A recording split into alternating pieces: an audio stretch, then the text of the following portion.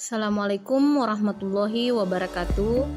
Saya Andi Aryani Hidayat, peserta pelatihan dasar CPNS 2022 Angkatan 1 NDH 2 dari Kementerian Agama Kabupaten Mamuju Tengah, Satuan Kerja KUA Budong-Budong.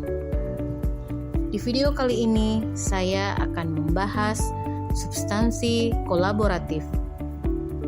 Kolaboratif atau kolaborasi menjadi hal yang sangat penting di tengah tantangan global yang dihadapi saat ini.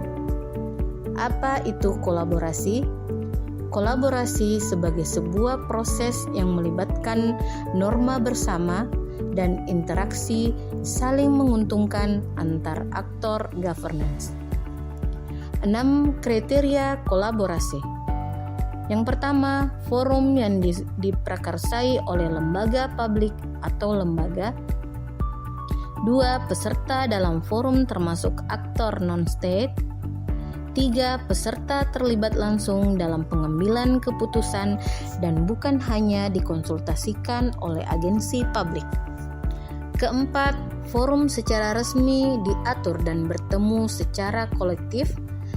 Kelima, forum ini bertujuan untuk membuat keputusan dengan konsensus.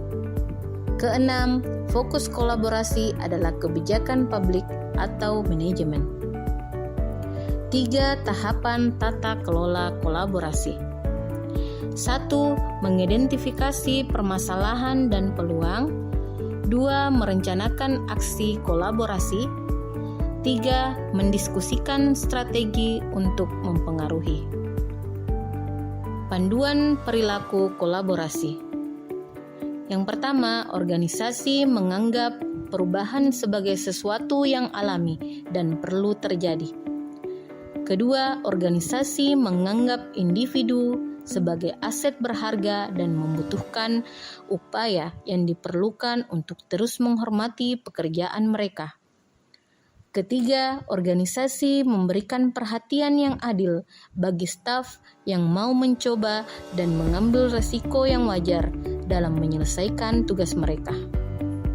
Keempat, pendapat yang berbeda didorong dan didukung dalam organisasi.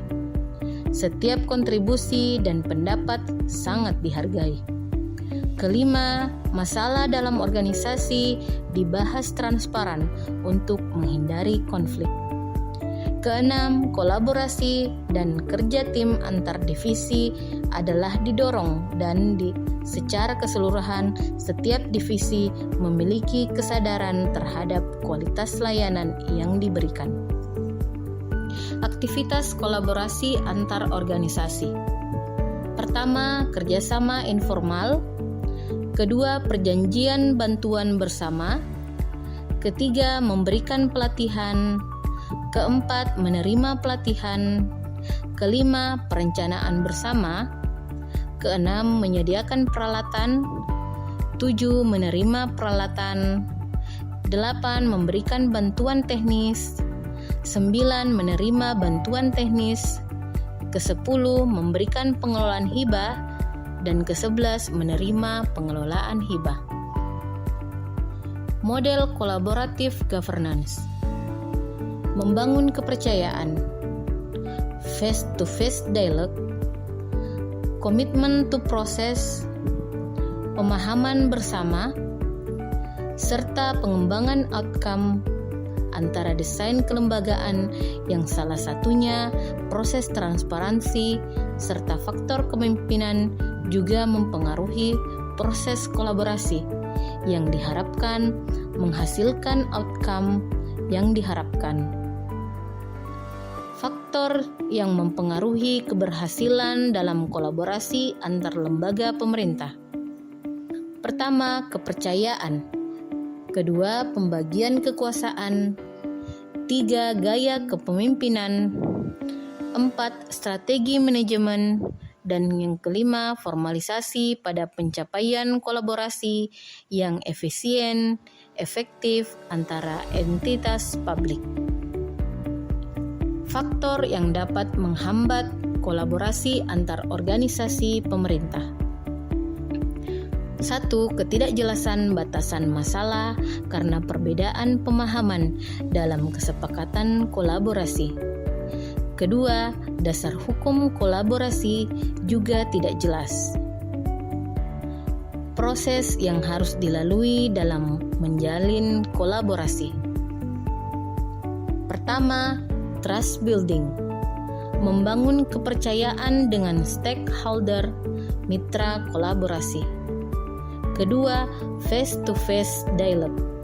Melakukan negosiasi dan baik dan bersungguh-sungguh. Ketiga, komitmen terhadap proses pengakuan, saling ketergantungan, sharing ownership dalam proses, serta keterbukaan terkait keuntungan bersama. Keempat, pemahaman bersama berkaitan dengan kejelasan misi, definisi bersama terkait permasalahan, serta mengidentifikasi nilai bersama. Dan yang kelima, menetapkan outcome. Kode etik kolaborasi.